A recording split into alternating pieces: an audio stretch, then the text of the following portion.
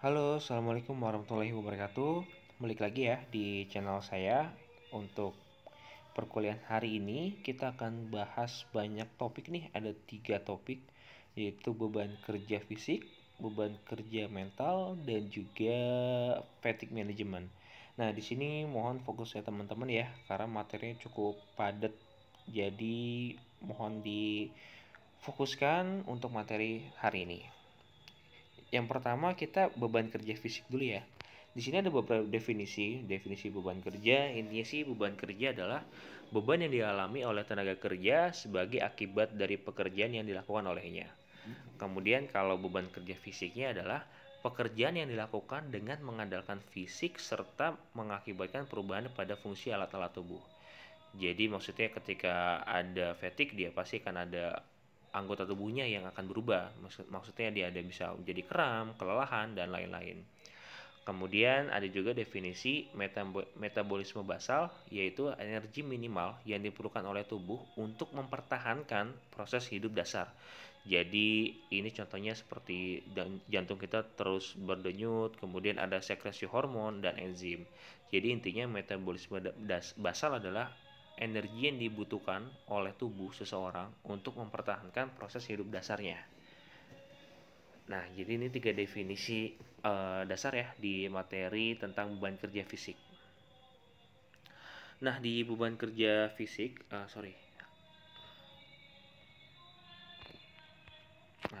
di beban kerja fisik nih mempengaruhi juga nih untuk skema produktivitasnya. Semakin ringan beban kerja fisiknya, produktivitas juga akan semakin tinggi. Ataupun jika beban kerja fisiknya ataupun mental nanti yang tinggi, bisa diakali dengan pemberian jam istirahat yang sesuai seperti itu. Karena akan mempengaruhi juga nih terkait produktivitas kerja di perusahaan kita. Nah, ini jadi beban kerja dibagi dua ya, itu ada beban kerja fisik dan juga beban kerja mental. Yang untuk beban kerja mental nanti akan kita bahas di sesi selanjutnya, seperti itu. Oke, beban kerja fisik.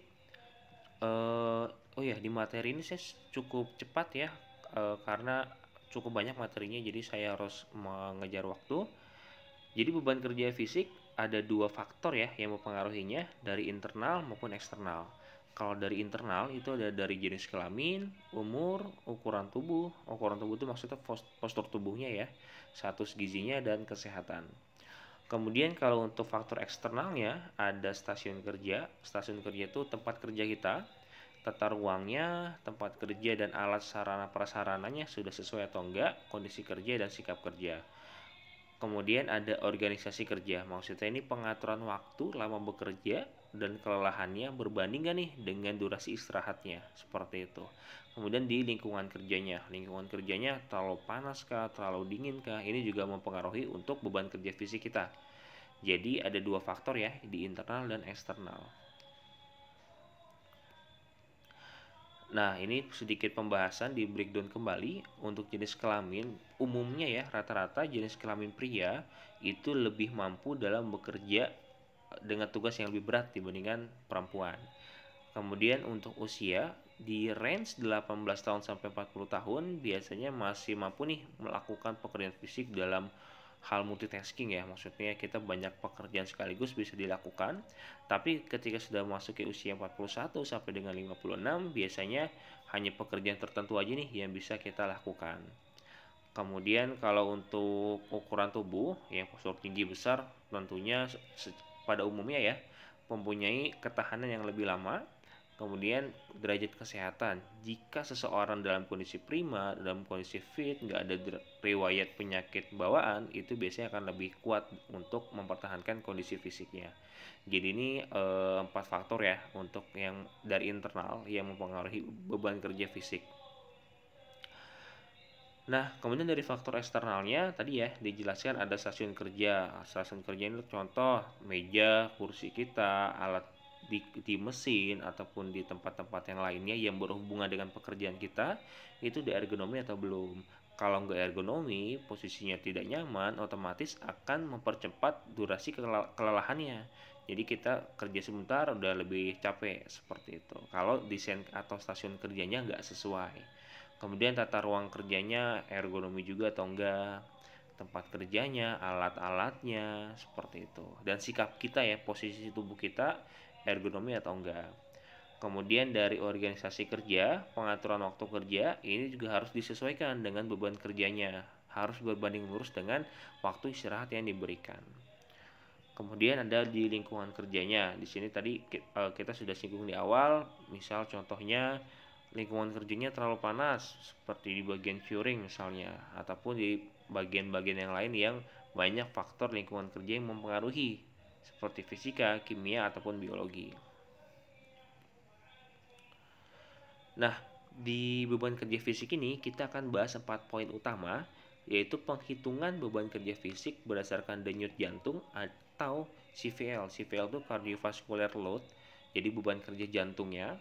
Kemudian ada penghitungan beban kerja fisik berdasarkan konsumsi oksigen. Yang ketiga, penghitungan beban kerja fisik berdasarkan energi expenditure dari tabel Dr. Lawson Broha. Dan yang terakhir ada penghitungan beban kerja fisik berdasarkan energi expenditure yang ada di SNI kita.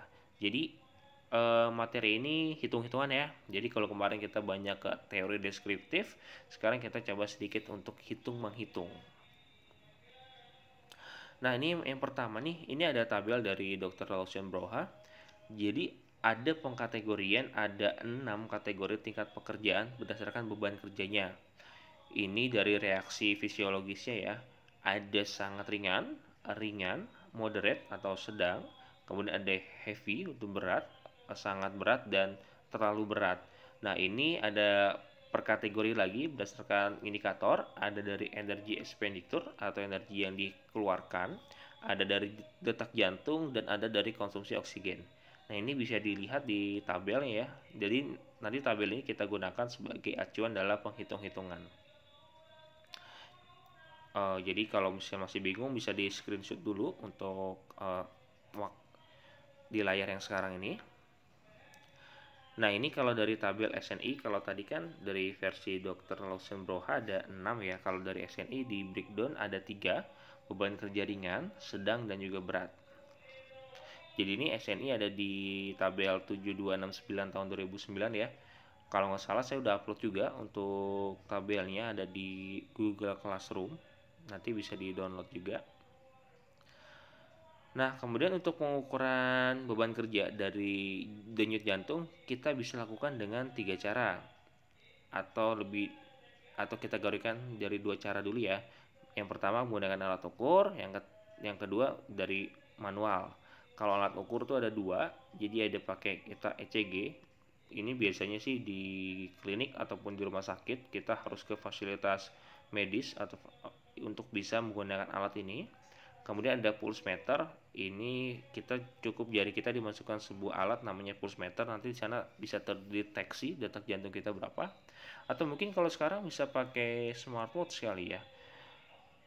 Nah, yang kedua sih nanti kita akan praktek menggunakan manual ya. Jadi kita pakai stopwatch. Kalian bisa menggunakan handphone kalian. Jadi cara menghitungnya 10 denyut itu dikalikan dengan 60 itu maksudnya 1 menit, dan dibagi waktu penghitungannya. Maksudnya gimana? Jadi denyut jantung kalian untuk mencapai 10 denyut itu butuh waktu berapa detik. Nah, itu nanti cara penghitungannya tinggal menggunakan rumus ini. Nah, untuk siklus denyut jantung dibagi menjadi 3 tahapan ya. Pertama, waktu sebelum bekerja, ini kita sebut dengan waktu rest atau istirahat. Kemudian waktu selama bekerja atau work. Kemudian yang ketiga adalah waktu setelah bekerja, recovery. Jadi kembali menuju rest lagi. Nah, ini waktunya dibagi menjadi 3 kategori ini. Untuk kondisi normal saat istirahat itu biasanya jantung berdenyut selama 70 denyut per menit. Kemudian kalau saat bekerja biasanya terjadi kenaikan menjadi 110 denyut per menit, seperti itu. Nah, jadi nanti kalian bisa menghitung denyut nadi kalian, dicoba-coba dulu menggunakan metode-metode yang tadi sudah saya jelaskan. Nah, kemudian Kalau tadi kan menurut Grangen ya, menurut Grangen tahun 93 itu dibagi menjadi 3. Kemudian ada penambahan lagi untuk pengkategoriannya. Denyut nadi dibagi lagi menjadi 5. Denyut nadi saat istirahat. Kemudian itu tadi ya, sebelum kita pekerjaan dimulai. Denyut nadi selama bekerja. Denyut nadi rata-rata saat seorang bekerja. Kemudian denyut nadi untuk bekerja. Ini adalah selisih antara denyut nadi selama bekerja dan istirahat. Jadi selisihnya berapa nih? Nah, itu disebut dengan denyut nadi untuk bekerjanya. Kemudian denyut nadi selama istirahat total itu adalah denyut nadi dari berhentinya denyut setelah bekerja. Maksudnya bukan berhenti selamanya ya. Jadi maksudnya setelah kalian selesai bekerja, di detik itu denyut kalian kan akan dihitung untuk menjadi denyut istirahat total, seperti itu. Kemudian denyut kerja total adalah denyut kerja jantung dari mulai pekerjaan sampai dengan kondisi denyut jantung berada di posisi istirahat. Jadi ini pembagian yang lebih spesifik lagi. Nanti teman-teman bisa dipahami juga ya untuk definisi-definisi ini. Nah, yang materi pertama kita sampai sini dulu kali ya. Jadi teman-teman bisa sambil coba untuk menghitung denyut jantung kalian. Jadi nanti di materi selanjutnya kita baru masuk ke cardiovascular load ya, biar pembagiannya lebih enak. Oke, part 1 sampai sini dulu, nanti kita lanjut ke part 2. See you.